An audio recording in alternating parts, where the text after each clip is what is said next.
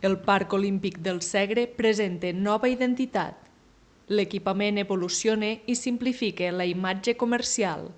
Fins ara es feia ús de 10 marques, cadascuna amb diferents tipografies, colors i logotips.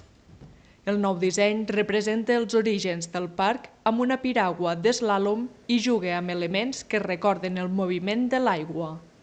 Perquè aquestes 4 paraules realment ens representen. Això és un parc obert a la ciutadania 365 dies l'any, és olímpic, és l'únic parc olímpic d'aigües braves que té al nostre país.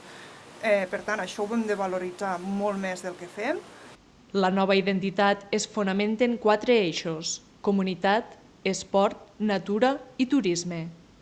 L'eslògan Destí d'emocions engloba les activitats, els serveis i els valors del parc. És història, és llegat.